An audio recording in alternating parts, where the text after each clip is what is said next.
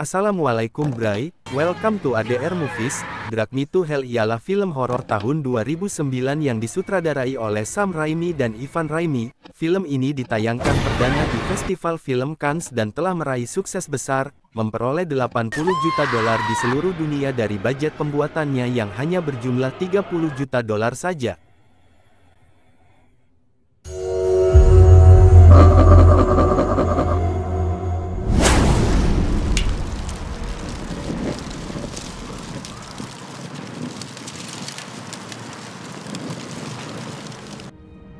Christine adalah seorang kasir bank yang bekerja di bagian simpan pinjam. Ia sangat ingin menempati posisi kosong untuk asisten manajer dan rekannya yang lain juga mengincar posisi tersebut, namun bos Christine lebih condong kepada saingannya itu, karena dia dianggap lebih bisa mengambil keputusan sulit dalam hal pemberian kredit kepada nasabah. Christine juga ingin membuktikan bahwa dia juga bisa bersaing untuk mengungguli rekannya tersebut. Seorang nenek tua berpenampilan aneh bernama Nyonya Sylvia Ganus datang ke mejanya. Dia memohon agar diberi kemudahan untuk memperpanjang pinjamannya, karena pihak bank sudah akan menyita rumah tempat tinggalnya kalau dia tidak bisa melunasi pinjamannya hari itu juga. Sebenarnya Christine bisa mengabulkan permohonannya itu, tapi demi menunjukkan kemampuannya untuk bertindak tegas, ia menolak permohonan wanita tua itu. Tapi wanita tua itu tidak menyerah, dia bahkan sampai berlutut dan menciumi rok Christine agar ia dikabulkan. Karena ketakutan, Christine berteriak memanggil satpam dan mendorong wanita tua itu agar menjauh. Nyonya Ganus sangat tersinggung, ia menganggap Christine sudah mempermalukan dirinya, padahal dia memang sengaja berlutut untuk memohon belas kasihan darinya. Ia kemudian menyerang Christine, sampai satpam harus menyeretnya keluar. Christine bingung dan ketakutan karena peristiwa yang baru saja terjadi, namun hal itu terbayar, karena ternyata manajernya kagum dengan apa yang diperbuatnya tadi, dan dia pun dinyatakan sebagai kandidat kuat untuk mengisi posisi asisten manajer. Ia pun diserahi tugas penting yang harus dikerjakannya di rumah agar bisa dipresentasikan bosnya keesokan harinya. Ketika berjalan di areal parkir, dia melihat mobil Nyonya Ganus parkir tepat di depan mobilnya. Dia masih agak trauma dengan peristiwa penyerangan yang dialaminya.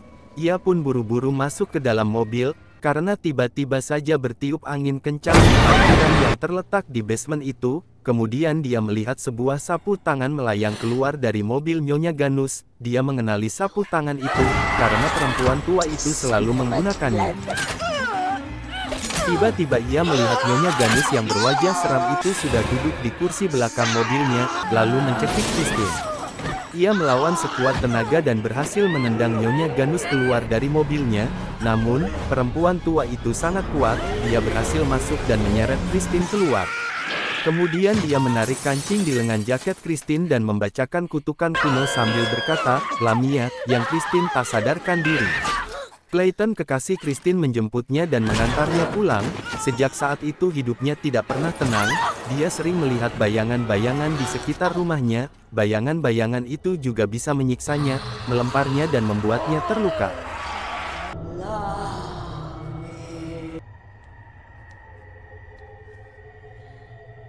Christine lalu mendatangi Ramjas, seorang penasihat spiritual. Ia pun mengetahui tentang kutukan Lamia yang diberikan Nyonya Ganus kepadanya lewat kancing bajunya yang sudah diberi kutukan. Ram menyarankan agar Christine mengunjungi Nyonya Ganus dan meminta maaf kepadanya, karena hanya dialah yang bisa menghentikan kutukannya. Kutukan Lamia ini berlangsung selama 3 hari, dimulai dari kunjungan berbagai roh dari neraka, diikuti dengan berbagai serangan, dan pada hari yang ketiga, korban yang terkena kutukan Lamia ini akan ditarik dan dibawa ke neraka, karena dia dianggap sudah menjadi milik Lamia sepenuhnya. Christine harus segera bertindak, karena hari itu adalah hari kedua.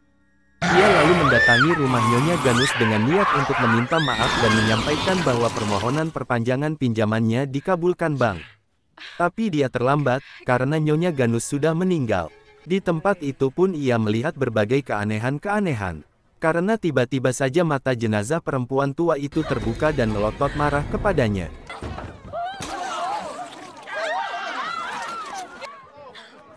Karena jalan untuk meminta maaf sudah tertutup, Ram menyarankan agar Christine mengikuti ritual pembebasan dengan mengorbankan nyawa hewan. Awalnya ia menolak karena tidak tega, namun setelah roh-roh jahat itu datang dan membuatnya terluka, ia pun akhirnya memotong kucingnya sebagai ritual pembebasan seperti yang disarankan Ram.